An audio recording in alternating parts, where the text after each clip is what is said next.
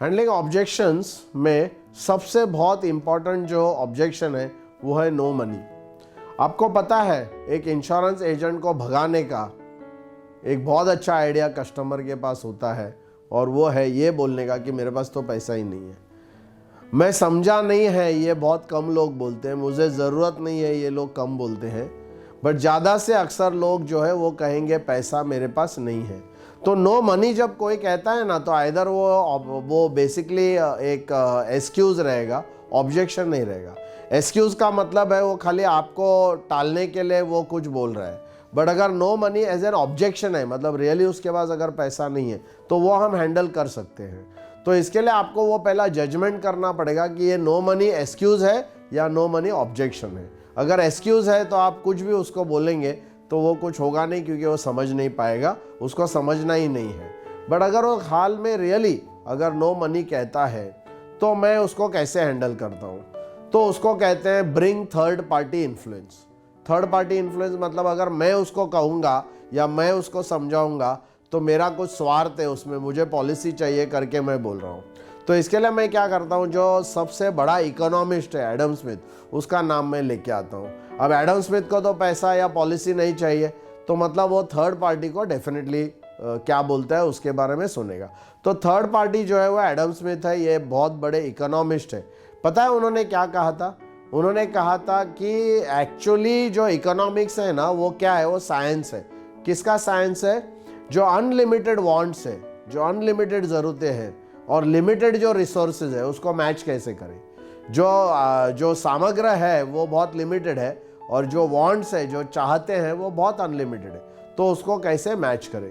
तो Adam Smith क्या कहा? एडम स्मिथ ने कहा कि ह्यूमन वांट्स आर अनलिमिटेड। मतलब ह्यूमन लोगों का जो चाहत है ना वो अनलिमिटेड है, वो कभी ख़त्म नहीं होगा, एक के पीछे एक के पीछे एक के पीछे। दूसरा वो बात जो उन्होंने कहा नहीं है बट मैं उसमें से एक कंक्लूजन निकालता हूँ, वो ये है कि human wants are spring loaded. Spring loaded का मतलब आप एक वांट को कंप्लीट करेंगे तो दूसरा वाला उधर पीछे से आ जाएगा, है ना। तो जैसे एक एग्जाम्पल के तौर पे बच्चे को हम लोग अगर साइकिल लेके देते हैं तो साइकिल के ऊपर वो साइकिल लिया और साइकिल उसको डैडी ने दे दिया तो वो खुश नहीं होता है, कुछ समय के बाद उसको बोर हो जाता है। फिर वो बोलता है सर डैडी अभी साइकिल क्यों, मुझे स्कूटर ले लो। फिर स्कूटर आप लाके देते हैं, फिर उससे भी वो बोर हो जाता है, फिर बोलता है मुझे कार ले लो। घर में भी अगर हम देखते हैं ना कि मतलब हमारा खुद का जो रिक्वायरमेंट है वो बढ़ते जाते हैं। कहते हैं मुंबई में सबके घर में एक कमरा कम है, यू नो।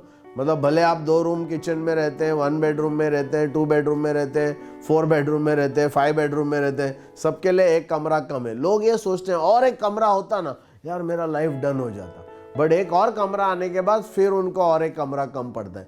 तो ये जो है ये एडम स्मिथ ने ऑलरेडी कहा है, क्योंकि ये साइकोलॉजी है। इकोनॉमिक्स और साइकोलॉजी को आप साथ में अगर जोड़ेंगे तो उसको अनलिमिटेड वांट्स, मतलब लोगों का जो वांट्स है वो कभी भी कंप्लीट होता नहीं है, वो वांट स्प्रिंग लोडेड भी है। तो मैं कस्टमर को ये इस तरीके से समझाता हूँ। क्यों समझाता हूँ?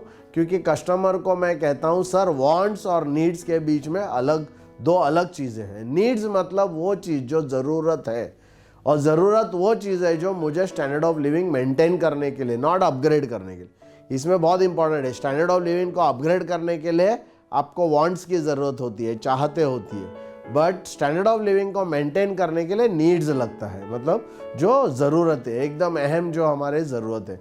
तो ये ज़रूरत है और इसमें जो है वो डिफरेंस करना बहुत ज़रूरी है। तो लोगों को क्या कहना है कि एडम स्मिथ क्या कहता है कि पहले आपके नीड्स को पूरा करो, आपका जो ज़रूरतें हैं वो पूरा करो, उसके बाद आप चाहते में जाओ। बट लोग उल्टा करते हैं, हमेशा पहले चाहत में जाते हैं और नीड्स को वो उसको ढकल देते हैं, उसको फ्यूचर में करते हैं, उसको पोस्टपोन करते हैं। और हमारा जो गैप्स है, जो फ्यूचर गैप है, जो नॉट टू वर्क गैप है, जो रिटायरमेंट का गैप है, जो प्रेजेंट गैप है या चिल्ड्रन एडुकेशन का गैप है, ये सब गैप नीड्स है, ये वांट्स नहीं है। बट लोग ऑलवेज वांट्स के तरफ जाएंगे क्योंकि इमोशनल है और नीड जो है वो लॉजिकल है, इस वजह से वो थोड़ा सा डिफरेंस होता है। तो मैं लोगों को क्या बोलता हूँ कि आपकी जो वांट्स है ना वो कब खत्म होगी। जरा पूछो कस्टमर को कि सर आपके ये जो वांट्स है कब खत्म होगी, तो जान लो ये वांट्स है ना कस्टमर की, जब वो मर जाएगा तभी खत्म होगी। जब मरने के बाद ही ये वांट्स खत्म होगी, उसके पहले खत्म नहीं होगी। तो मैं लोगों को कहता हूं कि आपका वांट्स के पीछे भागने के बजाय आप नीड्स के पीछे भागो, आप नीड्स को पूरा करो। एक बार आपने नीड्स को पूरा किया, जैसे हमने हमारा फंडिंग रिस्पॉन्सिबिलिटी का एग्जाम्पल में हमने देखा कि हम 4 मैजिक क्वेश्चन पूछते हैं, उसमें पहला जो 3 क्वेश्चन का जो आंसर है वो नीड्स है, वो ज़रूरतें हैं। जो 4th क्वेश्चन का जो आंसर है वो वांट्स है। लोग ऑलवेज वांट्स को पहला चाहेंगे। हमारा काम है as a professional, as a doctor, financial doctor, कि लोगों को हम समझावे कि उनकी नीड्स जो है वो पहले पूरा करें। एक बार उनकी नीड्स हो जाएगा, उसके बाद वो अपना स्टैंडर्ड ऑफ लिविंग को अपग्रेड कर सकते हैं।